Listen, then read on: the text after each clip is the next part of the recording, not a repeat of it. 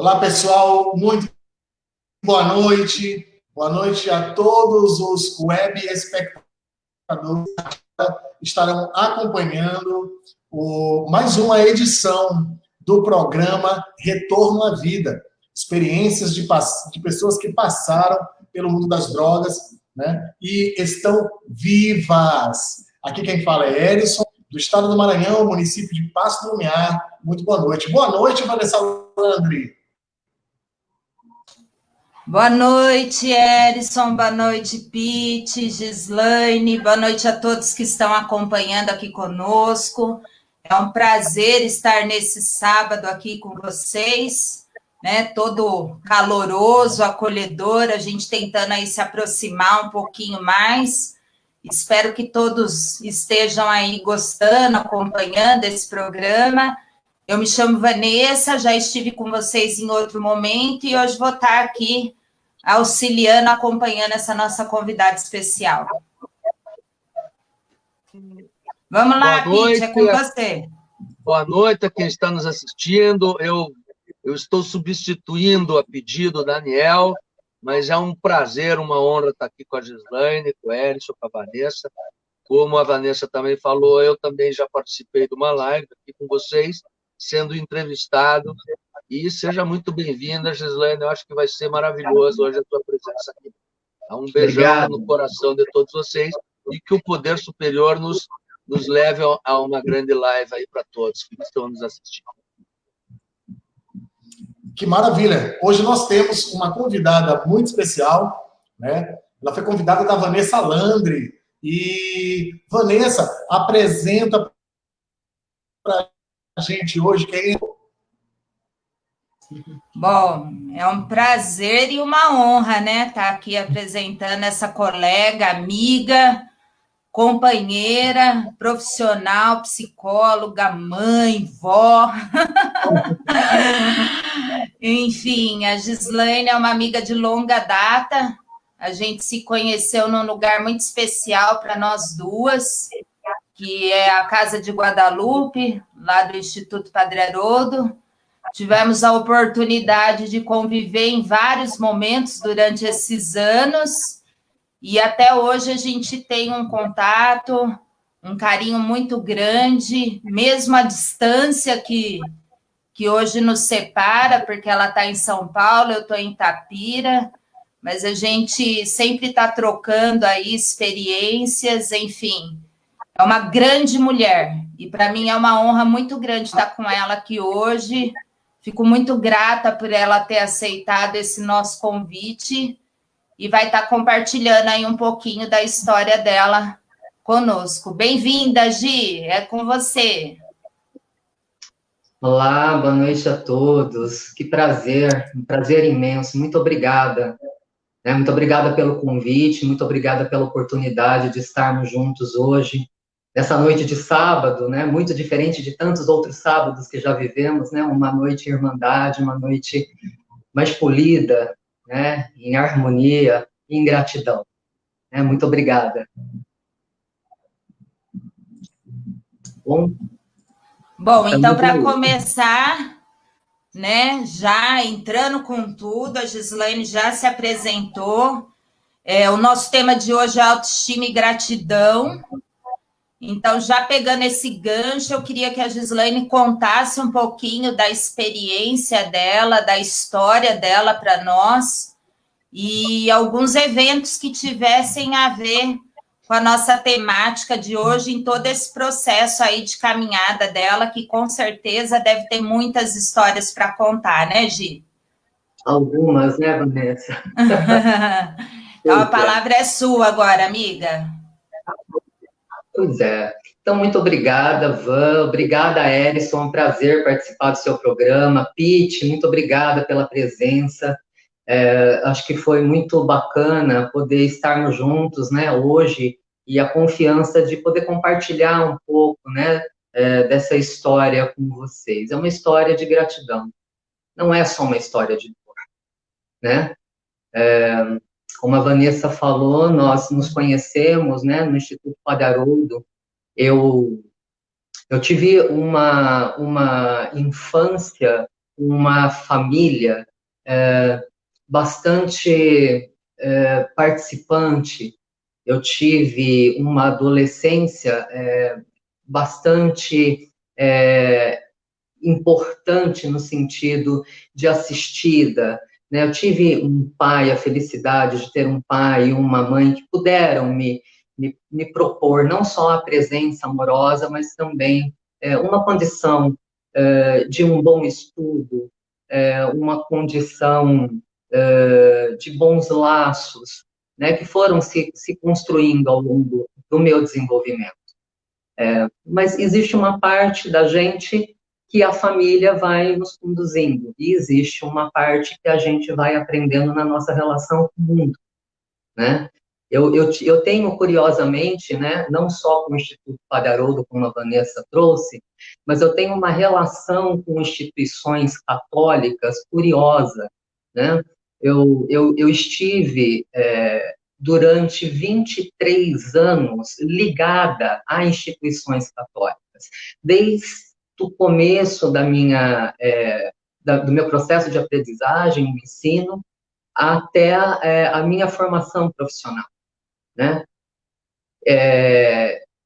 Isso fez uma diferença significativa na minha vida, né? Mas da infância que eu trago essa relação com a instituição religiosa se deu numa escola de freiras.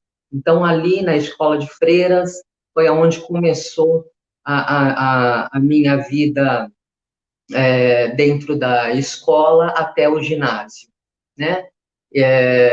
Em determinado momento, né, eu percebia que eu estava me relacionando com a vida já de uma forma em descobertas diferenciadas do que só aquele contexto maior me oferecia, né? Então já existia algo que me movimentava para novas buscas, e que eu me sentia um pouco limitada por ser sempre essa adolescente protegida e num ambiente protegido. Eu acho que essa é uma curiosidade, né? Eu me lembro que o primeiro evento que se deu foi quando nós estávamos numa missa dentro da escola do Instituto Educacional que eu estudava, e me deu uma vontade imensa de realizar um desejo, que era tocar o sino da torre, né, da capela da escola. E no momento oportuno que tive, eu não pensei duas vezes, né?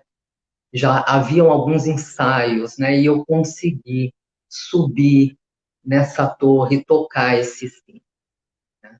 Foi um barulho ensurdecedor, né? Mas aquele sonoro foi um grito íntimo que eu dei. Eu acho que eu trago essa introdução dessa experiência que eu tive, porque foi a partir daí que o desfecho da minha vida enquanto adolescente começou também a tomar outros rumos, né? Eu não fui mais muito bem-vinda a partir desse evento dentro dessa escola, né? Eu estava na 6ª série.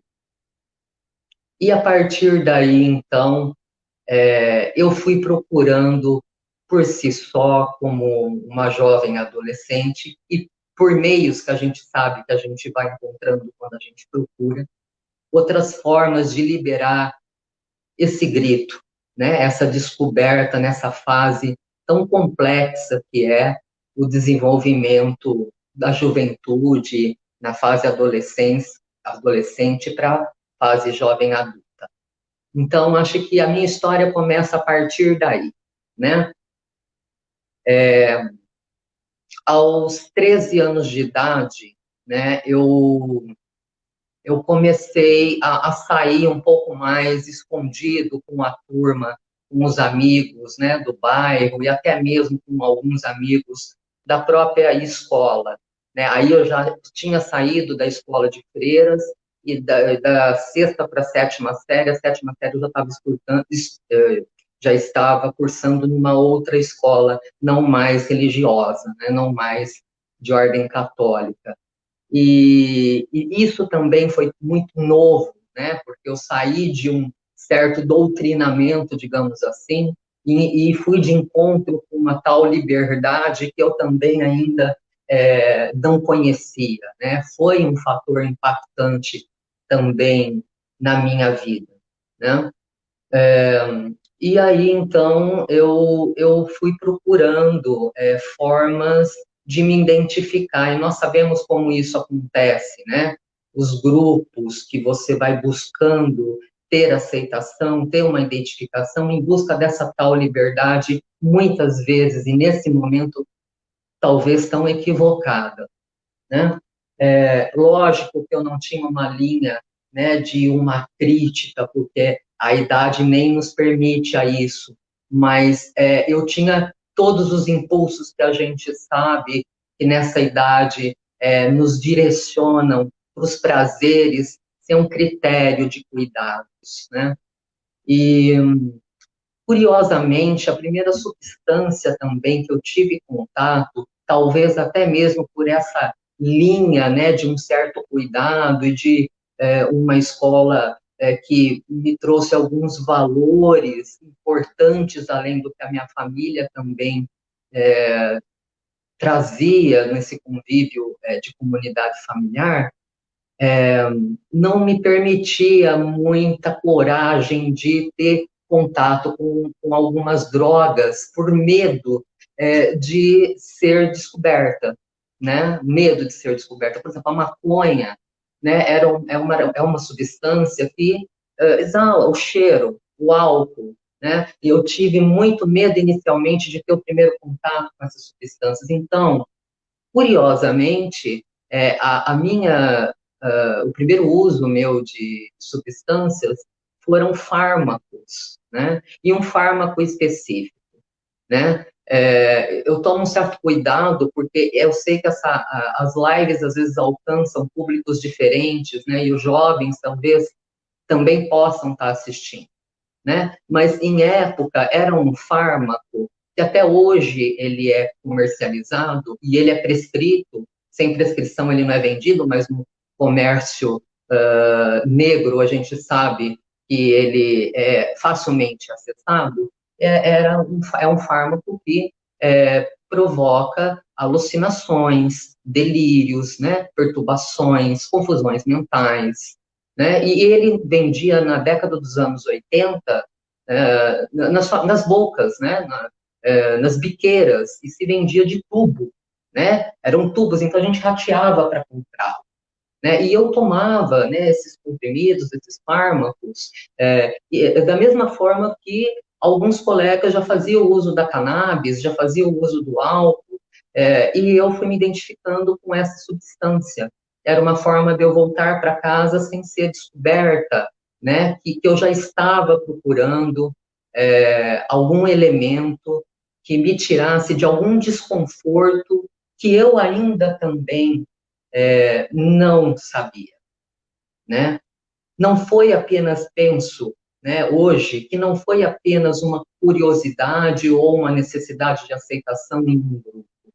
Hoje eu identifico que já existia algumas ausências ali, né, e que talvez uma forma de amenizar a essa dor, né, era uma forma de me ausentar da lembrança, da memória, né, dessas dores provocadas, né? Então, consequentemente, após uma relação mais íntima com esses fármacos, depois de um certo tempo, um ano e meio, eu fiquei dependente desses fármacos, né? Era um em específico, passei a fazer o uso com 14, 15 anos, então, da cannabis e do álcool e de outras substâncias ao longo de outros padrões que eu fui alcançando de dependência. Então, eu fui substituindo as substâncias, eu fui aumentando as dosagens, fui me tornando uma usuária de múltiplas drogas, e entrei os anos 90, né, conhecendo, no dia que o Brasil foi tetra, que o Baggio da Itália errou o pênalti em cima do Taffarel. Nessa época, nesse dia, eu já era também usuária da cocaína e derivados. Eu experimentei a casca, que na época dos anos 80, 90, não se falava em crack, não era pedra, era o casca porque era feita, era manipulada artesanalmente dentro de casa, né, dentro de uma forma caseira, de laboratórios caseiros, né, não se vendia em biqueiras, em bocas, não era comercializado, o comércio ainda não era aberto. Então, e no dia que o Brasil foi tetra, o Baggio errou, né, aquele pênalti em cima do Taffarel, foi a minha forma de comemorar, foi conhecendo essa substância, né, nessa composição, cocaína nessa composição, e que foi avassalador. Foi avassalador, né?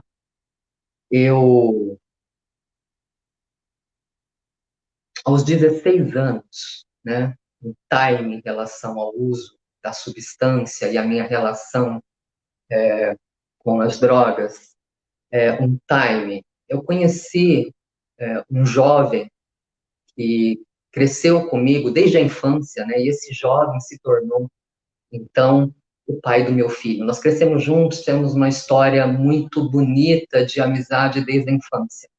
E se tornou um jovem, adulto, e nós fomos pais aos 16 anos para 17. Ele perdeu a vida, ele foi assassinado aos 21 anos de idade. Eu tive um filho com ele, é um filho que hoje tem 30 anos.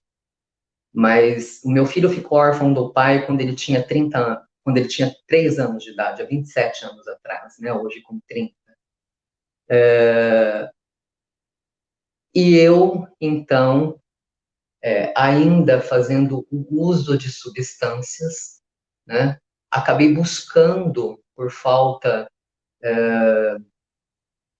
de conseguir ter o controle sobre o uso e de alguma forma, minha dependência está cada vez mais prejudicando todas as áreas da minha vida que já não eram mais produtivas, os vínculos afrouxados, familiares, a desconexão social, a desconexão de vínculos afetivos acontecendo na minha vida de uma forma muito significativa. Eu pedi para minha mãe que eu precisava de uma internação, que eu precisava de ajuda, que eu estava dependente de tais substâncias. E assim se deu meu encaminhamento voluntário em 1997 para a instituição Padre Haroldo Rham, né? Instituto Padre Haroldo Rham, onde começa uma nova etapa, então, da minha vida. Eu acho que a introdução, mais ou menos, de como se deu a minha relação com a droga, eu tive uma infância, eu tive uma adolescência, eu fui mãe, eu tive um parceiro, um grande amigo de infância que me deu um filho, né? Eu conheci as drogas e eu cheguei em um outro momento na minha vida, em 1997. Eu acho que essa seria uma introdução inicial.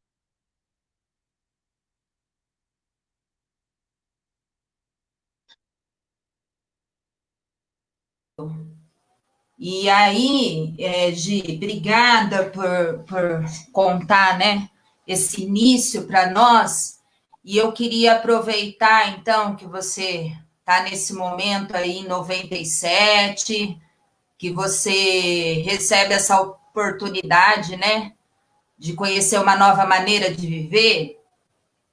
E eu gostaria que você falasse há quanto tempo, então, se é desde 97 que você está limpa, e gostaria que você tentasse fazer um resumo para nós, eu sei que é muita coisa, mas assim, como que você vê a sua história, o seu passado, dor, sofrimento, né? Com a pessoa que você é hoje, filha, mãe, uma grande psicóloga, né? Avó. E como que você relaciona a sua história, o seu passado com você? Bom, acho que por partes, a primeira pergunta é se eu me mantenho em abstinência desde a minha chegada no IPH em 1997. Eu costumo trazer, sempre quando me fazem essa pergunta, que aconteceu em dois momentos fundamentais. Esse meu processo todo de recuperação, esse meu processo de tratamento, ele é contínuo até hoje, né? É um processo de tratamento contínuo, é até hoje. Mas tiveram dois momentos que foram dois marcos muito importantes. Um foi a minha entrada, quando eu quis e pedi esse processo de tratamento em 97. Então, como eu disse, eu cheguei dependente da casca, que é um derivado da cocaína, e não existia nem muito entendimento de como lidar e acolher esse público que era mínimo ainda de chegada para tratamento, né? Para terem uma ideia, não existia ainda nas comunidades terapêuticas a participação biomédica. Não tinham enfermeiros, não tinham médicos, não tinham psiquiatras, tinha um canteiro medicinal, mas tinha algo que foi muito fundamental. Tinha acolhimento amoroso, tinha relação empática, tinha Laura Fracasso. Foi muito importante, né? Foi fundamental. Fundamental. Então, veja, né, não tinha a dimensão multiprofissional que tem hoje nas comunidades terapêuticas e até mesmo ampliando os outros serviços dentro de uma rede RAPS, olhando como uma equipe na sua totalidade multiprofissional. Mas existia já ali, eu acho que por isso é uma referência muito importante, né, um acolhimento amoroso baseado, né, alicerciado em relação empática, em acolhimento, né? Então, acho que a partir daí, eu entendi que eu estava num momento precioso da minha vida. Então, eu consegui, Vanessa, respondendo a sua pergunta, me manter abstinente desta data em relação ao derivado da coca, né? Em relação à casca, em relação ao crack, em relação à cocaína, eu me mantenho até hoje sem o uso dessa substância. Porém, eu tinha uma resistência enorme ainda em época, mesmo porque eu não tinha uma identificação de uso com álcool. E esse é um outro fator muito importante que eu gosto de sempre trazer quando eu tenho a oportunidade de falar um pouco da minha história, né? O álcool não era uma substância que eu reconhecia como droga. Eu acho que muitos de nós, né, ao chegarmos no tratamento, trazemos essa divisão. Eu estou falando de mim, mas muitos depoimentos, né, reforçavam essa ideia de que o álcool não era droga em época, anos 80, 90, nos grupos, enfim. Então, era muito difícil o sujeito deixar de fazer o uso de todas as substâncias, incluindo o álcool como droga, né? Não sou, então, a pessoa que fez isso diferentemente. Eu não consegui abrir mão do álcool prontamente. Eu justifiquei ainda o meu desejo e a minha despreparação para abandonar a substância, porque eu acho que um outro adendo muito importante, justificando até a minha dificuldade, a minha resistência de abrir mão do álcool e aceitando o álcool como droga na minha vida, né, como uma substância que me trazia dependência, era de que eu não era uma consumidora dessa substância. Esse era um fator, né? E o outro, eu me perdi no que eu ia responder, juro para vocês. Mas, enfim, eu não era uma usuária do álcool, esse era o fator determinante. O outro era que eu conseguia, de alguma forma, lidar com as questões que eu estava querendo retomar. Eu negociei, né? Eu selecionei as coisas que eu queria reorganizar inicialmente, né? E justificava que eu estava conseguindo fazer aquilo fazendo uso, né? Então, essa foi uma justificativa que me fez me manter ainda em uso do álcool durante anos. Não fiz o uso de outras substâncias, mas o álcool eu permaneci por alguns anos a mais.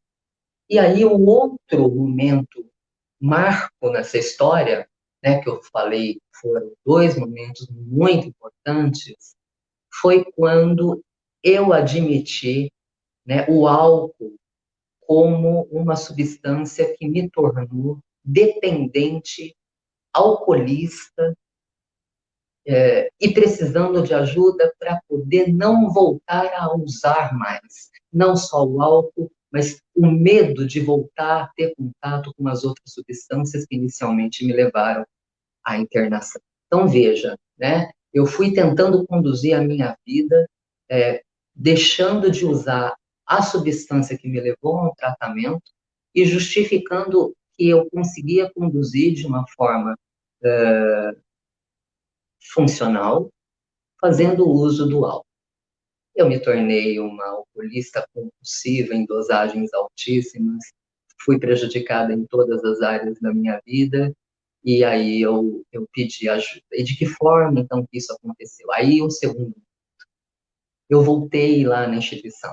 Eu voltei no Padre Haroldo dia 16/7/2007, há exatamente 13 anos e 13 dias atrás, né?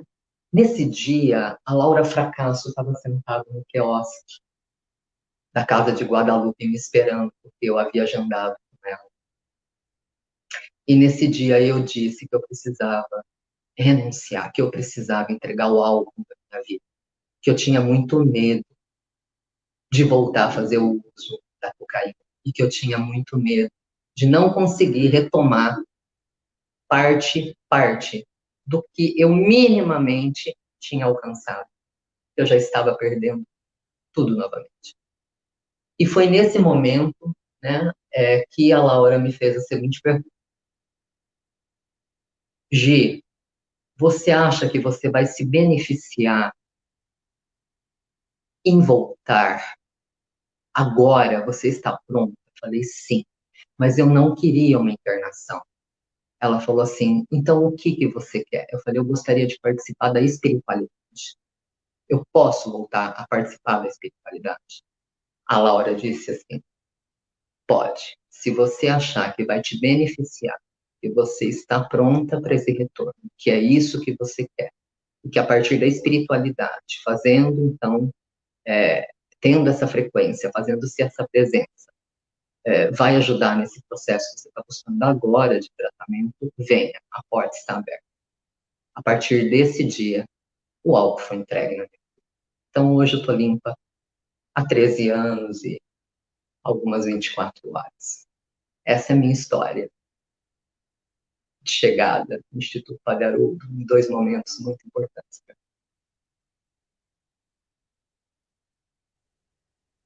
Hoje, fazer uma Oi, pergunta para você. A gente fica assim, até a empatia, né? E saber tudo que você passou é fora de série, como você está hoje, tudo é maravilhoso. Mas eu quero trazer uma pergunta para você. Nós vivemos hoje uma cultura que ainda é muito machista, certo? Nós temos toda essa cultura ainda sul-americana, machista. E como é que foi você lidar com essa cultura e como foi a aceitação? Porque no momento que você assumiu, no momento que você teve todo esse processo de tratamento, todo esse processo também de recuperação, como que foi, como que se sentiu também esse olhar dos outros próximos a você, certo? Esse olhar dos outros no trabalho, certo? Com você, nas coisas que você estava realizando, certo? E quais foram as dificuldades que você encontrou e que ainda encontra? Tá? É essa a pergunta. Ok. Tentar responder por partes. Quando vocês perceberem que eu estou afastando muito da resposta, vocês chamam, porque essa essência eu ainda tenho. É minha. Vamos lá. Eu acho que inicialmente sim, né? Já era muito machista, né? Essa condição, imagina, uma mulher nos anos 80, usuária da casca, né? Casqueira, né? Era essa a terminologia, né? Era assim que era se visto, falado, né? Então, foi muito difícil chegar em tratamento, até mesmo dentro do próprio tratamento, né? Sabendo que em alguns momentos, né, existia o contato, espiritualidade, enfim, né? Com a população masculina, com os acolhidos, né? Eram poucas que eram usuárias, né, dessa substância, e ainda que não fosse, que fosse de outras, também eram adictas, que estavam ali no seu processo de tratamento, de acolhimento. Existia, sim, né, toda uma relação julgada moral, né, junto com o tratamento, né, que não vinha por parte dos profissionais, né, que, aliás, que pelos profissionais ela era desconstruída, né, era sempre feito de uma forma muito amorosa e muito acolhedora, né, é, é, é, esse tratar, né, do cuidado, de mostrar, de dar o conhecimento para você sobre essa doença, né, sobre esse estado de um transtorno pelo uso da substância, né, amorosamente, né, para ir quebrando, né, os paradigmas, né, para ir quebrando a questão da moralidade que muitas vezes faziam com que muitas abandonassem os seus tratamentos, né, ao fato também de ter sido mãe muito jovem, né, aos 16 anos, o pai do meu filho, então, já falecido, então, eram, eram quadrantes, né, da história, né, eram partes, né, de um todo que, quando fragmentado, né, se faziam colocações de ordem moral que até hoje acontecem muito dentro dos tratamentos, né? Talvez seja um dos fatores, né, da dificuldade do público feminino, das mulheres, né, poderem acessar esses espaços de tratamento, de cuidado, de acolhimento, de buscarem, né, de renunciarem ao uso, né, o medo do julgamento moral, o peso do julgamento moral, o peso da culpa, né, justamente por essa conotação tão pesada, tão persecutória com as mulheres, que muitas vezes não conseguem ter a expressão, né, de ter o espaço de expressão das suas dores mais íntimas, mais fragilizadas, né, mais adoecidas, né, porque pelo medo, né, pela exposição, né, então eu acho que esse ponto é um ponto que cada vez mais as políticas também, né, voltadas ao cuidado, as políticas sobre álcool e outras drogas e sobre saúde mental, sempre um cuidado de um olhar específico, né, muito específico, né, para essa população feminina, né, para que cada vez mais as mulheres possam estar acessando esse cuidado que é por direito, né, como qualquer outro cidadão. Então, de fato, isso ainda é muito difícil. Mas hoje, talvez, um pouco mais ampliado por ter profissionais capacitados, né, por ter profissionais humanizados que conseguem ajudar a quebrar e a romper, né, com esses paradigmas, né? E eu acho que também, quando você pergunta, Pete, a questão de hoje, como isso se dá, como, então, falando, então, enquanto usuária em processo de tratamento e recuperação. Falando enquanto profissional da saúde, né, eu não me apresento como uma adicta em recuperação, mas também não tenho nenhuma resistência se houver a pergunta e se souberem sobre o meu histórico, né? Eu falo e de uma forma tranquila hoje, porque é da mesma forma que eu acredito que levando essa mensagem, seja no momento que for, eu acredito que levando essa mensagem, no momento que for, mas de uma forma assertiva, se o outro estiver querendo e aberto, né, acessa.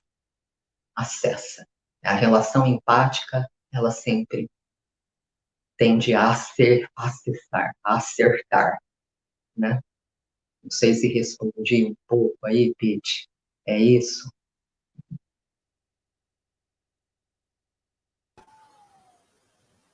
Enquanto o Pete vai voltando, Gi, eu gostaria aqui de dar um alô para algumas pessoas que estão acompanhando a nossa live. Tem Vamos muita fazer isso. gente, muitas Que bom. mulheres, né? Ai, que bom, que bom. E aí eu queria destacar alguns nomes aqui. O Uhum. André Grangeiro, que mandou um abraço, ele está fazendo 9 anos hoje de sobriedade. É um André, grande um grande amigo. companheiro. Isso, psicólogo, parabéns, um abraço. Quem sabe um dia você vai estar aqui conosco também no programa, né? Sim, trabalhamos juntos no Padre Haroldo. André, um grande abraço, parabéns por essa conquista.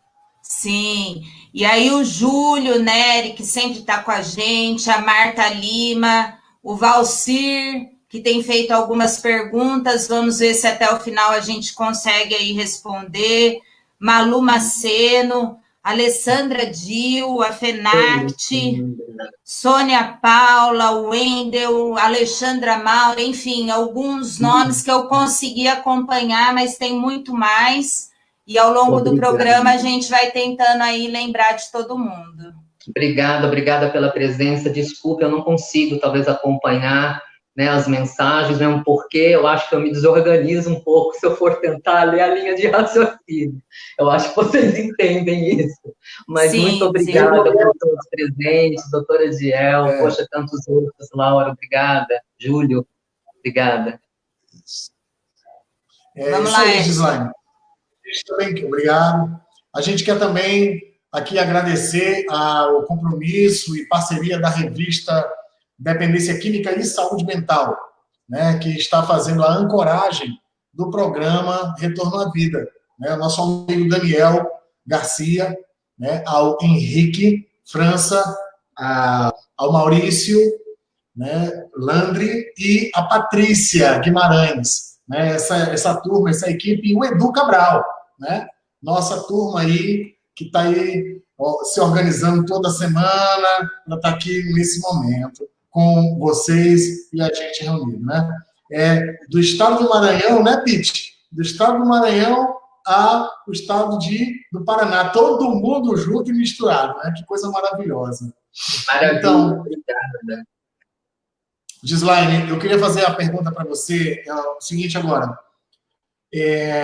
Dentro desse processo de lutas que você viveu, né, como foi o teu momento, o teu ápice com o teu filho, né, com a questão mãe, filho, mãe, você enquanto filha, como esse momento, como esse processo aconteceu em sua vida, partilha com a gente. Eu acho que a palavra também que está acontecendo, Vanessa, que está despontando dentro desse tema gratidão e autoestima, é a palavra partilha.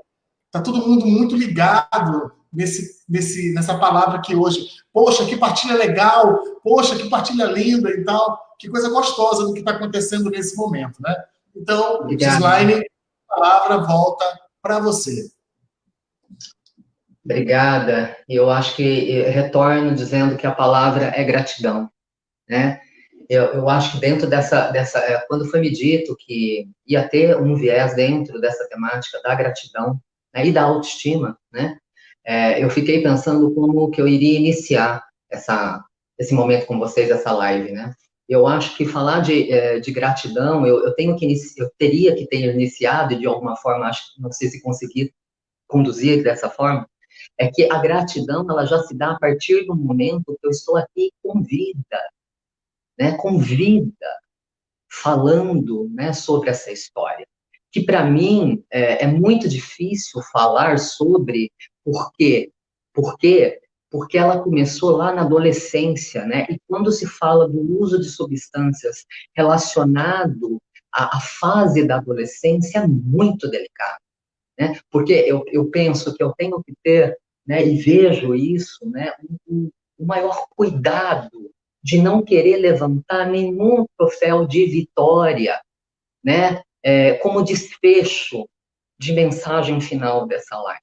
Eu falo isso e eu vou tentar me fazer muito clara e não vou fugir também da pergunta, né, de como se deu a minha relação como mãe e como filha, mas veja, falar de gratidão, né, é falar que eu estou com vida, e falar dessa vida, uma vida que começou com o uso de substâncias na adolescência, né, e isso, estar com vida, chegar com vida, iniciando o uso de substâncias na adolescência, é raro, é uma roleta russa, né, então eu não gostaria mesmo de estar contando essa história para os jovens. Não mesmo. Não é uma história de vitórias. Eu lamento por eu não ter aproveitado tudo que eu pude sem o uso de substâncias na minha vida. Eu lamento. Hoje, claro, mais amadurecida, eu vejo as oportunidades que tive a partir desse sofrimento. Mas, inicialmente, né, se eu pudesse, sim, ter voltado atrás e ter direcionado os meus prazeres, as minhas emoções, né, a tudo aquilo que também me produzia alegria, que também me produzia felicidade, né, sem o uso da substância adicional, eu teria mantido.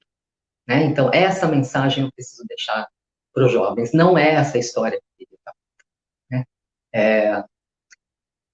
Voltando, né? Então, a pergunta do Júlio, em relação a como foi ter sido mãe em meio a toda a relação com o uso de drogas, foi muito prejudicada a minha relação maternal, né? Porque, como eu disse inicialmente, o pai do meu filho já havia falecido. O pai do meu filho foi assassinado, né, com 21 anos de idade. Foi uma perda muito significativa para a história de uma outra criança que estava vindo. Não só o histórico do uso de substâncias, né, da mãe e do pai, mas o óbito do pai de uma forma, um assassinato, né, de uma forma bruta, né? Então são traumas que vão sendo registrados ao longo de uma vida, né? Que eu, né, era uma das protagonistas, né? E essa relação mãe e filho, mesmo tentando acertar, quando eu trouxe inicialmente que eu tive uma boa condução amorosa, né, do meu pai, da minha mãe, de uma boa relação com uma escola, né, uma ordem de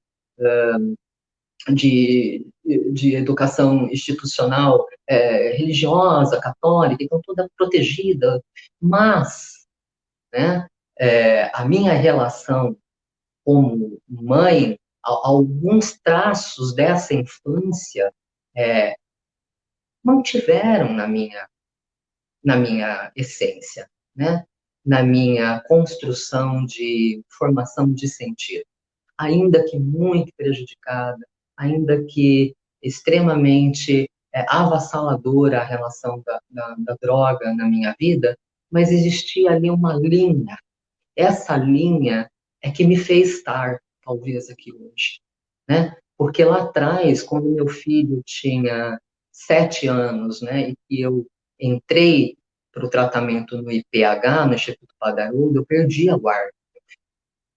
Né? Minha mãe passou a ter a tutela e meu pai a tutela provisória do meu filho.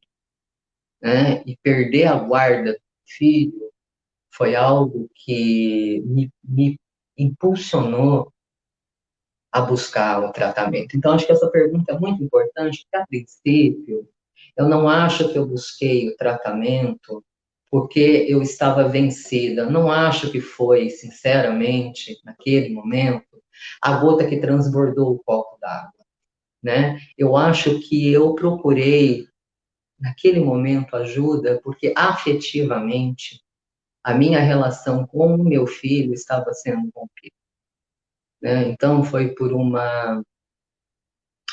instinto de sobrevivência maternal. Eu não queria perder a relação maternal. Eu não queria deixar de ser mãe. Eu precisava ser mãe. Né? Eu precisava ser mãe. Né? Então, eu acho que foi fundamental eu entender isso depois. Talvez, a princípio, foi por um instinto de sobrevivência. Aos poucos, eu fui tendo uma compreensão disso. Então, quando eu falo, né, que durante alguns anos, né, embora eu não tenha mais, como eu disse, feito contato com a substância que me levou ao tratamento, mas eu tinha muita resistência em entregar o álcool como droga, né, eu falo de que essa relação também foi muito prejudicada pelo uso do álcool, porque aí o meu filho já não tinha mais 7, né, aí ele foi crescendo, ele foi se tornando adolescente, então foi muito prejudicada a relação com o meu filho na adolescência. E foi exatamente nesse momento, né, para não acontecer algo mais trágico do que já estava acontecendo, estava falida várias linhas de relacionamento, não só com a família, não só a maternal, né, mas a social, a de trabalho, a das relações, enfim, amorosas, afetivas, tudo já muito rompido, né? Nem mais tão fragilizado, algumas já rompidas por conta do álcool. E foi aí, quando meu filho alcançou a adolescência, que eu percebi que essa mãe e essa filha que você pergunta, Edson, né? Não aparecia como eu queria, como eu ainda precisava que acontecesse esse encontro meu maternal. Foi aí que eu entreguei o álcool na minha vida. Eu acho que essa é uma pergunta muito bacana que você fez, porque me dá a oportunidade de responder, que foi quando eu aceitei a minha condição. Eu acho que essa é a terminologia. A minha condição como adicto. Não existe, né, a manipulação quando se é o adicto sofrido no sentido de dependência, né, de transtorno por uso de substância, né, não se negocia substituições ou dosagens. Precisa se cessar. Né? Então, acho que essa pergunta foi muito importante, porque foi aí que eu aceitei a minha condição. Cessa. Né? Inclusive com tabaco.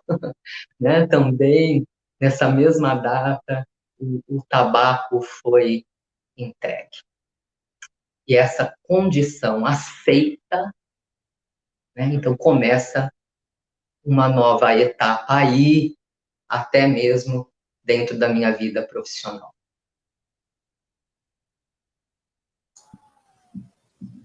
Certo, Gi. E aí, eu queria voltar com você um pouquinho, porque quando eu fiz a minha pergunta, acho que eu acabei fazendo duas na sequência, enfim. E aí você deu foco na primeira, mas nada é por acaso, até porque o que você está falando agora, acho que dá uma sequência aí, né?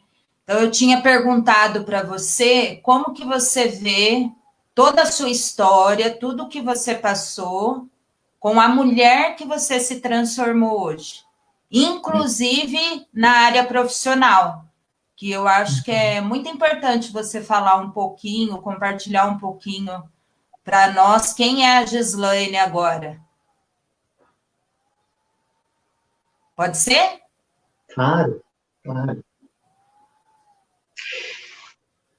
Eu acho que a Gislaine, ela vem resultando, né, desse processo contínuo, né? Hoje, nesse momento que eu estou aqui com vocês, eu sou um resultado desse processo contínuo, que vai continuar se fazendo, né, só por hoje, né? Enquanto nós estivermos vivos, né, ou eu estiver em vida, e continuar buscando dentro desse processo, essa lapidação contínua diária, né? A Gislaine, ela foi acariciada, beneficiada com o retorno aos estudos dentro do Instituto Pagaroto, né? Então, lá eu tive a oportunidade de voltar para a vida acadêmica. Então, ali eu comecei o meu curso de graduação em psicologia, né? Eu comecei meu curso de graduação em psicologia, mas antes, rapidamente, só adentrando essa questão da Gislaine enquanto profissional, enquanto mulher, falando um pouco da minha vivência dentro do IPH, se deu em uma história de hoje 23 anos, né? Começou lá em 97 como usuária do serviço, né? Depois eu me tornei voluntária do serviço, e depois eu fui contratada e fui colaboradora há 9 anos desse espaço de amor, de cuidado. 9 anos colaboradora, eu pude transitar pelos diferentes programas do IPH, né? Pude transitar pela Casa de Guadalupe como usuária do serviço e como conselheira, depois na Fazenda do Senhor Jesus, a Laura Fracasso me confiou a oportunidade de ser conselheira junto à Fazenda do Senhor Jesus, junto aos acolhidos, né, na primeira fase do tratamento, e depois, né, em uma outra oportunidade, então já beneficiada com uma bolsa de graduação, que era um programa de parceria que o Instituto Padre Haroldo tinha, e que muitos de nós fomos beneficiados, né, eu pude ter a oportunidade de estar na triagem. E na triagem, eu trabalhei com você, bonita. na gestão que você era coordenadora da triagem e eu era ali, né, sua, sei lá, a sua assistente, a sua... Braço direito. Né, eu estava contigo ali, né, nesse momento de processo de acolhimento na triagem com uma parceria técnica.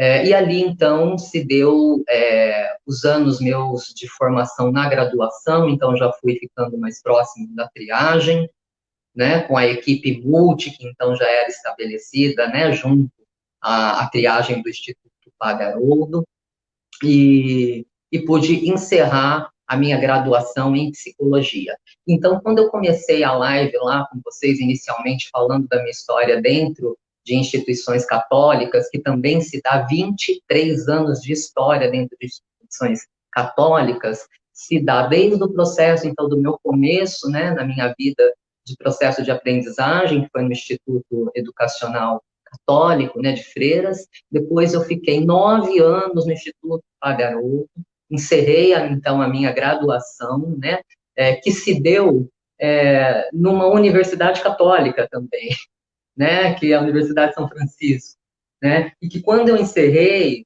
a minha graduação em psicologia na Faculdade de São Francisco, eu já iniciei a pós-graduação em saúde mental no campus Bragança Paulista, né, também Universidade de São Francisco, né, de Bragança, que era o hospital universitário, né. Então, ali foram 7 anos ininterruptos, dentro de uma instituição também católica franciscana também, né, e eu acho que isso tudo são curiosidades importantes, né, faz parte da minha história, né?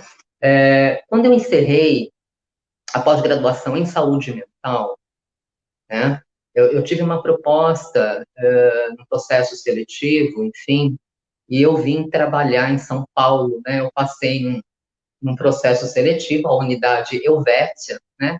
A unidade Helvétia é uma unidade de serviço do programa Recomeço, né? Que se situa ali na área central da Cracolândia. E eu fiquei por um ano trabalhando nesse serviço, com excelentes profissionais capacitados, aprendi muito. Foi um ano e 2 meses de serviço em meio ao fluxo aberto, uma interlocução direta com o CAPS Cratode. E nesse momento também, né, foi muito importante porque eu me vinculei ao HC, né, o Instituto de Psiquiatria da USP, e me capacitei em serviços, né, no ambulatório de álcool e outras drogas pelo IPQ, né, pelo Instituto de Psiquiatria, aonde eu fiquei um ano também com a equipe do GREA, né, capacitada, 480 horas de serviço durante esse processo meu junto ao GREA, que foi muito importante, muito significativo dentro da minha construção também profissional, né, dessa mulher que veio se tornando também enquanto uma voz, né, dando voz a outras mulheres, buscando, né, um espaço de tratamento cuidado, buscando alternativas, indo me atualizando no que existia hoje em serviço, né? E hoje, atualmente, nesse momento, né, eu passei em um outro processo seletivo, mais ou menos cerca de 1 ano e meio atrás, quando eu saí da Cracolândia, né, dos serviços da unidade Helvétia, e eu fui para uma unidade básica de saúde no SUS, né, foi um outro processo que eu passei no SUS, e hoje, atualizando, né, as minhas execuções de trabalho, estou atuante numa UBS SUS e de formação ainda na vida acadêmica, que eu acho que eu peguei gosto pela coisa, e agora eu estou naquela polaridade, né, que a gente não consegue dar o time. Essa essência acho que ainda está comigo, né, das polaridades, né, eu preciso sempre me policiar e tentar olhar um pouco para isso, desacelerar um pouco, mas estou hoje também como aluna, né, de neuropsicologia na USP também, junto com uma equipe fantástica dentro do Instituto de Psiquiatria. Me formo em neuropsicologia agora no mês de março de 2021. E aluna parcial de algumas disciplinas também, lá do Instituto de Psiquiatria do mestrado. É isso. Acho que a Gislaine, mulher, hoje, vem tentando se capacitar o quanto possível dentro do que a gente tem de atualidade para poder continuar me lapidando desse processo de conhecimento, desse transtorno que eu busco diariamente cuidar, né, estar nesse processo de cuidado comigo e podendo também acessar outras pessoas que cruzam o meu caminho. Acho que é isso. Respondi, Van? Muito bom. O Daniel Garcia aqui com a gente agora. Tudo bom, Daniel? Boa noite, bem-vindo. Oi, Daniel. Olá, gente, tudo bem? Para quem não me conhece, prazer, né? A entrevistada de hoje. O que acontece, né? Na verdade, eu atendo famílias em situação grave, né? E estou acompanhando uma situação aqui em São Paulo, né? Onde o dependente químico desfez da casa, vendeu todos os móveis da casa, a família desesperada. Então a gente tem que ir, não vou sozinho, vou com mais pessoas, e acabei me atrasando, né? Então eu tenho prioridade de risco. Então é um prazer, boa noite a todos. Vanessa, deixa eu ver quem mais saiu. Pete, boa noite, Pete, boa noite, Edson, Vanessa, Tá. Maravilha. Gente, eu quero ouvir um pouco mais do que está acontecendo, porque na verdade eu não peguei o tema, eu preciso entender melhor. Eu não peguei o assunto. Tá, antes de passar a bola para a próxima pergunta, eu queria fazer mais alguns comentários de algumas pessoas que estão acompanhando, né? Dirce Alves, Cláudia Cruz, Leandro Souza com a gente. Oi. Eu só vou pedir, tipo, para quem não for falar, desligar o áudio, porque está dando interferência demais, viu, Daniel? Viu? Então vamos. Isso. Sim, legal, obrigada. Cristiano Santos, Alexandra Correia Machado, que a gente também conhece lá do IPH, né, Gi? O Renato, a Laura está com a gente. E aí, como a Gislaine falou bastante da Laura também, eu também gostaria, aí, já que estamos falando de gratidão, fazer um adendo rapidinho, que eu sou muito grata pela vida dessa mulher também, porque teve muita responsabilidade na minha vida, na minha história, em quem eu sou hoje, né? E aí o Maurício também, que está mandando um abraço, está acompanhando a gente de longe aí, né? Então, só deixar registrado essas participações aí. Agora, a próxima pergunta aí é do Pete, Daniel, quem que vai fazer?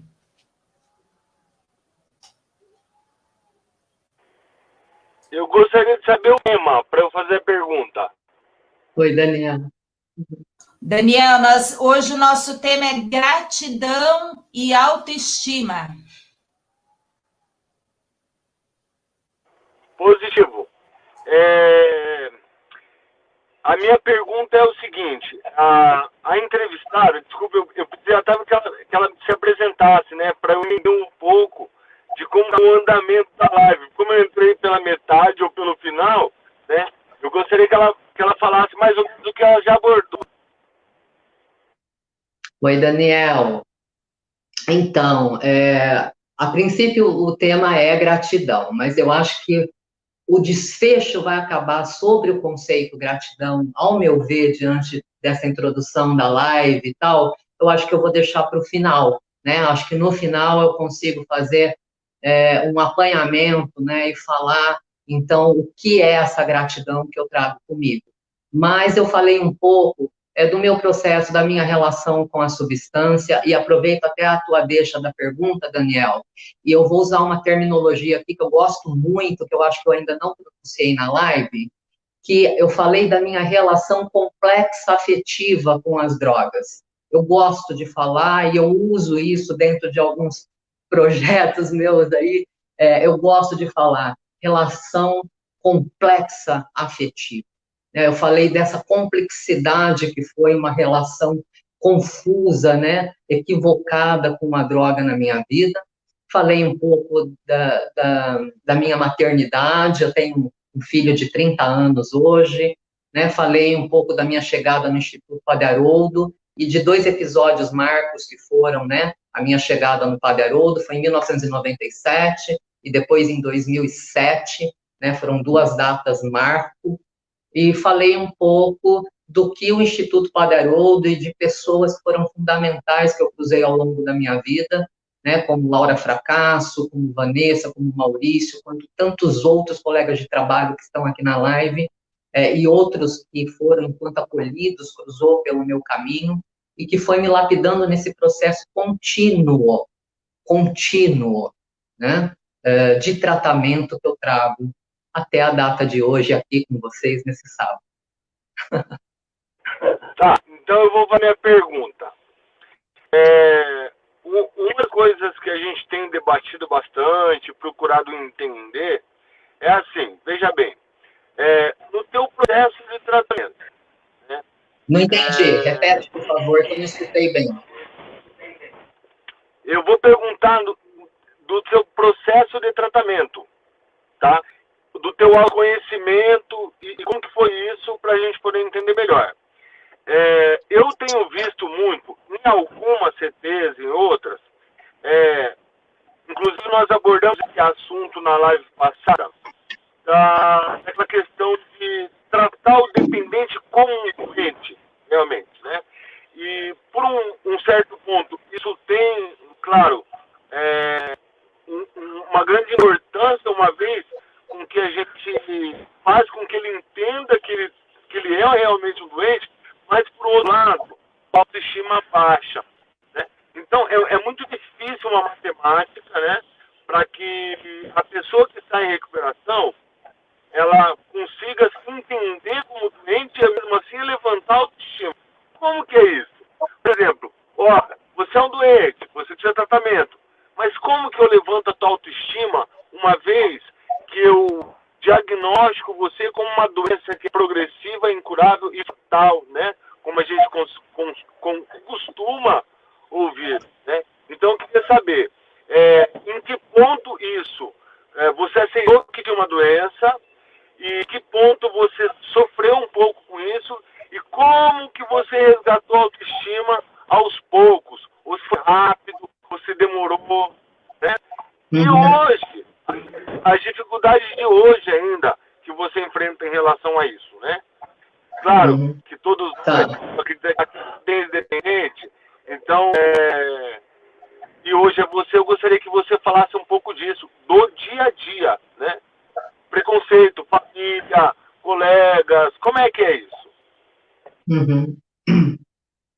Bom, vamos por partes, né? E se eu me perder, vocês me ajudam a me reorganizar, porque ainda faz parte, né? Né, Van? Vamos lá, né, Pete? Né? Vamos lá. Bom, eu acho que eu cheguei a falar alguma coisa já sobre, Daniel, de um processo de uma condição, eu aceitar uma condição, né?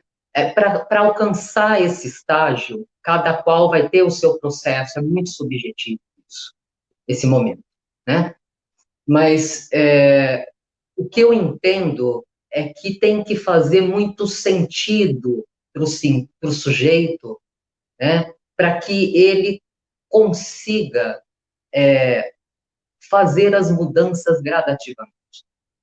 A mudança de olhar, né? Quando você aceita essa condição sua da adicção, a mudança de olhar é fundamental. E tem a ver com a gratidão e tem a ver com a autoestima, que eu queria deixar um pouco para o final, mas você provocou na pergunta, eu já vou trazendo isso um pouco. Né? Tudo é uma questão de mudança, ao meu ver, Gislaine, né? Eu não trago a verdade, é só a minha experiência, a humilde experiência. Que para mim funcionou a partir dessa nova maneira de eu entender a minha condição e aceitá-la, né? Então, a gratidão, ela também começa a fazer um sentido de uma movimentação diária em todas as áreas na minha vida, né? Quando eu tenho esse processo de aceite e de mudança diário. Porque lá atrás, antes disso acontecer, antes de eu aceitar, antes de eu ter essa condição melhor organizada na minha compreensão, antes de eu ter esse aceite melhor organizado na minha aceitação, existia uma outra forma de eu funcionar, né? Que através do que eu buscava, liberava prazer, através do que eu buscava, liberava felicidade, bem-estar, né? Falando de uma reação não só espiritual, mas de uma reação química que acontecia no meu sistema nervoso central. Eu precisava buscar a substância, né, para poder produzir prazer. Né? E aí isso não mais era buscado de uma forma prazerosa, mas para alívio, né? Mas eu precisava buscar um elemento fora. Quando eu mudo essa visão, quando eu aceito essa condição de que eu preciso buscar um elemento fora para me proporcionar, né, para produção de dopamina, de serotonina, quando eu entendo isso na minha vida, que é um elemento de fora, e mudo, e passo a ter gratidão pelas coisas que eu estou alcançando. Então, veja, é um processo, cada qual vai ter o seu tempo, né? Eu começo a produzir a dopamina, a serotonina, esse prazer, essa felicidade, esse bem-estar de dentro para fora. Essa é a mudança, eu acho que essa é a mensagem, Daniel, que quando me trouxeram em relação à gratidão, esse processo de gratidão, é quando as coisas passam a fazer sentido, né? E que a gente muda o olhar sobre as coisas. Então, antes, o elemento químico era buscado, né, para causar um efeito equivocado de liberdade. Equivocado de liberdade. Hoje, ao contrário, né, e essa manutenção tem que ser contínua, né? Hoje é dentro que eu busco tentar equilibrar esse estado de emoção com todas as dificuldades diárias que eu tenho, com todos os eixos, né, que são relacionados à vida da gente, seja na profissão, seja familiar, seja em relacionamento, né, em todas as tarefas de vida diária, com todas as dificuldades, até mesmo no meio desse cenário pandêmico, né, em meio a todo o caos, entender que o processo de gratidão pela vida, né, é um direito, né, nós temos o direito de usufruir da vida com graça, né? E aí essa reação, que não é só um canal de comunicação espiritual da forma que cada um compreende, mas de elementos que a gente está falando químicos, né? De neuroadaptações.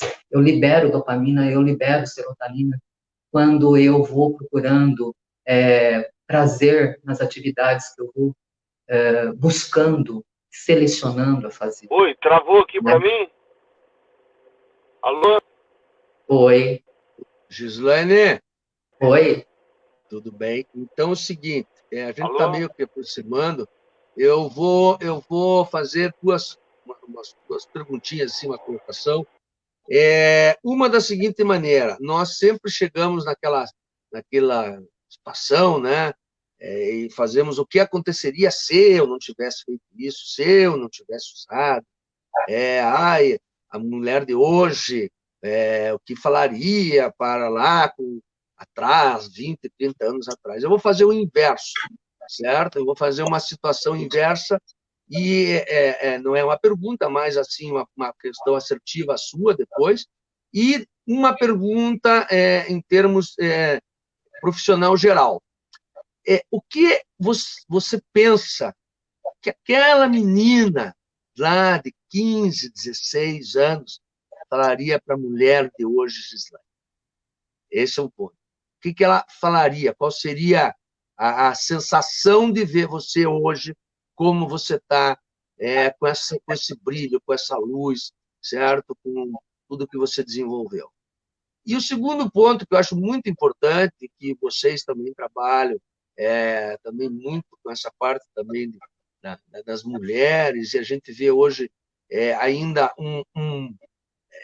vamos dizer, poderia ter mais campo, né?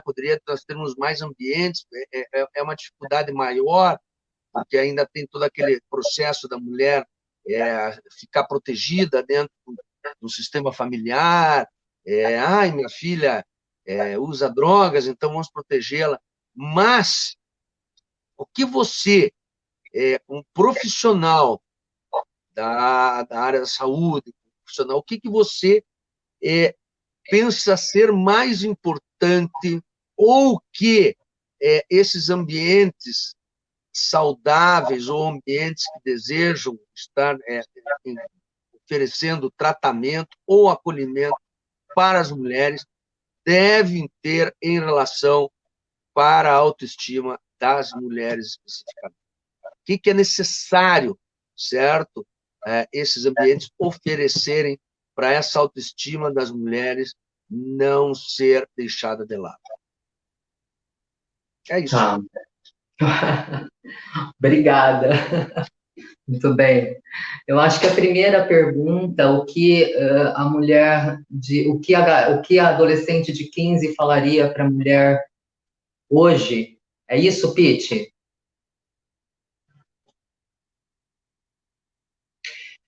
É isso, é isso, é isso.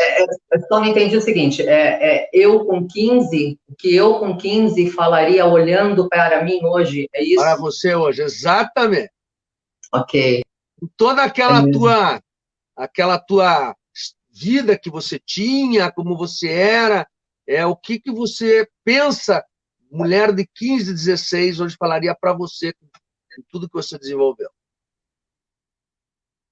É complicado, né? Eu sei que é, mas o que você imagina que aquela mulher, aquela pessoa de 15 anos, hoje falaria para você?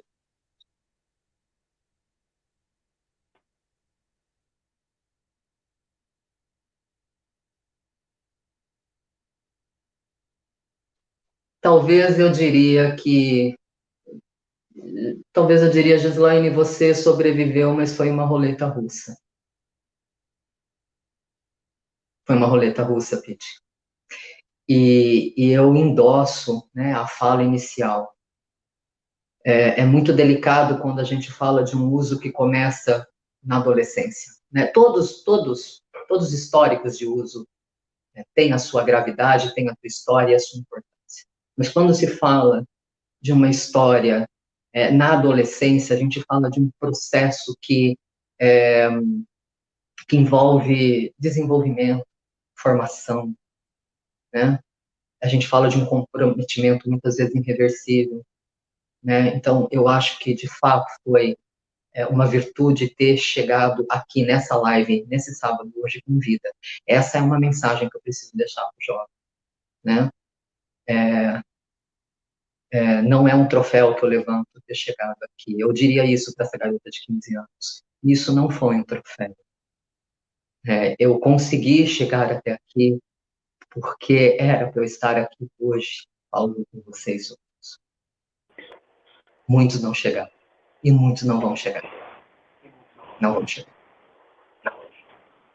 Oi, gente, vocês estão me ouvindo? Sim. Sim. Deixa eu concluir, então. Gislaine, é o seguinte. A pergunta que eu te fiz, essa parte de dopamina, serotonina e tal, é com tempo realmente, né? A gente tem que estar em abstinência para poder voltar às faculdades, né? Mentais, a serotonina, a dopamina, etc e tal. Bom, uma das coisas que eu passei, que eu queria que você também falasse um pouco, é o seguinte. No começo, foi muito ruim para mim me aceitar como um doente. Isso fez com que caísse a minha autoestima. A partir do momento que eu entrei num processo de recuperação, entender a importância da espiritualidade, do autoconhecimento, automaticamente eu fui me limpando dos preconceitos, porque aí eu vi que eu também tinha muito preconceito em relação a mim mesmo, né? Uma vez que eu tinha preconceito ao próximo. Então, assim, muita gente não conclui o tratamento, né? Não chega até o final do tratamento, porque acha que tá bom, porque já aprendeu tudo, e não deixa o tempo, né? Como você mesmo disse, para começar a cair as fichas de que realmente precisa de um tratamento muito sério para sair da dependência química. Como você mesmo disse, muitos não vão conseguir. Mas, talvez, se nós conscientizarmos melhor a população em si, a sociedade, e a proposta da revista é essa, nós teremos mais chances de convencer as pessoas a terminarem o tratamento. Por quê? No meu caso, eu fui reconhecer minha doença no 5º mês só. Eu comecei a me tratar depois do 6º. Antes eu achava que eu já estava bom. Entendeu? Então eu queria que você também falasse um pouco sobre isso para finalizar aí. Obrigado, gente. Certo. Eu acho que eu vou tentar fazer um apanhado da segunda parte da pergunta do Pete com a sua, né? porque, tudo bem, pode ser, para a gente conseguir dar o desfecho, né? Pode ser? Pete, só me reforça a segunda parte da pergunta sua para eu linkar com a do, para eu linkar com a do Daniel, por favor. O que você considera importante que as pessoas que estão nessa linha do tratamento tem que oferecer para as mulheres na relação da autoestima? Porque trabalhar a autoestima Sim. com as mulheres é muito diferente do que trabalhar com a dos homens. Então, e muita gente, às vezes, entende que tem que ser, vamos fazer tudo igual. E tem que ter essa diferenciação. Então, é muito importante que você também deixe isso, essa autoestima para a mulher, que ela não pode perder, certo? Mas o que é bem importante para isso. Obrigado. Vamos lá. Então, Daniel, o que eu quis dizer, acho que em relação a essa questão da produção, só um adendo, né? De dopamina, de serotonina, que entrei um pouquinho nesse campo, né, da neuro, eu só me referi à produção de prazer, né? Eu me referi à produção de sentir-se bem, né? De estados prazerosos, de felicidade, que a gente buscava de fora para dentro, e que isso tem uma mudança muito fundamental quando passa a ser de dentro para fora, né? E como você falou, né? Cada qual no seu processo, no seu tempo. Você demorou 5 meses, eu demorei 10 anos. Depois que eu experimentei o que era a recuperação, eu demorei 10 anos ainda para entender isso. Então, cada qual vai ter o seu tempo. Para alguns, isso pode fazer sentido tão logo, né? Porque por uma questão de valores associados que para ele faça sentido essa mudança necessária naquele momento. Como eu disse, a princípio, a minha recuperação se deu, Daniel, por instinto de sobrevivência, não foi porque eu quis estar lá, mas eu não consegui dar manutenção no que era preciso. Eu tentei negociar comigo, né?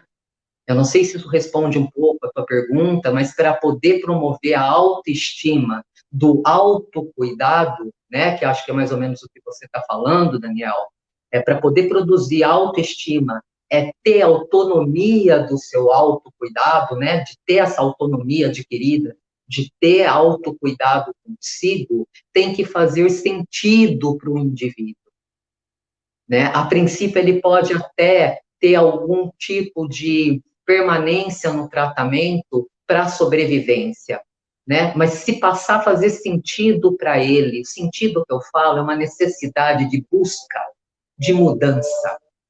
E eu falo disso, Daniel, eu falo do campo da afetividade. Por quê? Porque nada transforma se não fizer sentido para o indivíduo. É o campo do afeto. É o campo do afeto. Por isso que a gente fala tanto das relações empáticas, do acolhimento amoroso. É o campo do afeto, se não for acessado, não transforma, né? E esse acesso, ele é uma transformação íntima, né, do sujeito. Ela é intrapessoal, é dele com ele, para depois ser dele interpessoal para fora, né? Então, eu não sei se respondi, Daniel, mais ou menos, ele só vai ter esse autocuidado, essa autoestima, quando fizer sentido para ele o desejo realmente de mudança, né? Que ele se sentir realmente derrotado, né? Sem possibilidade de continuar nisso, né? Seria mais ou menos isso, Daniel? É isso, mas eu peguei um gancho. Qual é a importância de ter bom... Você foi orientado... Acho que ele caiu. Opa. Eu vou aproveitar só... Deve ter caído. Bom, eu vou aproveitar só e responder, então, a segunda parte do pitch, só rapidamente em relação à feminina, ao processo de tratamento das mulheres, né, o diferencial, né, o que se faz dentro das especificidades, né, dessa população. Aí eu diria o seguinte, o pitch, ao meu ver, né, da minha experiência, né, considerar exatamente essa relação de acolhimento empático, né, quebrar quebrar essa questão, esse paradigma moral, né, de tentar trazer o histórico dessa mulher, alancando todas as suas perdas, mas poder visibilizar para essa mulher, né, a possibilidade de colocar em prática as suas habilidades, né? E se não foram construídas, construir. E se foram destruídas, reconstruir, né? Mas é reforçar as habilidades, as potencialidades, né? A especificidade feminina, ela é maravilhosa. Uma vez eu escutei do Padre Haroldo o seguinte: uma mãe em uso é muito triste. Ele fez a seguinte expressão: mas uma mãe em recuperação, Pete, como qualquer indivíduo, um ser humano em recuperação, mas ele ali se referia à maternagem, é uma bênção. É uma grande bênção. Uma grande bênção. Eu acho que é isso. E é um processo árduo, né? É um processo árduo, porque é como a gente falou até agora, né? Em relação, um pouco, introduzindo a temática da gratidão, né? A gratidão, ela só se dá, eu consigo olhar para as coisas boas que estão acontecendo à medida que eu vou validando as conquistas e que vou parando de lamentar, né, as culpas. Esse peso, essa mochila precisa ser esvaziada com o tempo, ela precisa perder esse peso com o tempo. Eu preciso abrir e tirar as coisas de dentro dela. E eu preciso dar lugar para as coisas que estão sendo alcançadas. Eu preciso validar a capacidade de continuar trocando os passos. Né? Eu acho que é mais ou menos isso, Pete. Né? Não sei se responde, mas sempre olhar, né, para esse indivíduo, seja o homem, seja o pai, a mãe, né, a mulher, o filho, seja quem for que chegar no tratamento, o indivíduo. A relação empática, o acolhimento amoroso. E especificamente com as mulheres, né, a condição de espaços, né, de contato, de visitas com esse filho, não só nas datas programadas de visita, mas promover, né, um cronograma que dê acesso, respeitando esse momento de revinculação maternal. Isso seria uma via fantástica, né, dentro do projeto institucional de acolhimento feminino, né, dentro do tempo desse filho, dentro do tempo dessa mãe, né? Cada história, cada qual em seu tempo, mas poder respeitar essa especificidade, eu acho que é um ganho para todas as mulheres chegarem. Sim. Gi, olha, o nosso tempo está se encerrando. Ai, meu Deus do céu. Eu vou falar para você que eu ficava aqui a noite inteira, não sei o Pete, muita gente comentando que está sendo um testemunho maravilhoso, né? Uma grande partilha. E eu posso falar que, para mim, especialmente, um privilégio estar aqui com você nesse momento. A gente se conheceu nessa segunda fase sua, não sei se você lembra, né? Sim, mas eu me lembro muito bem. Claro.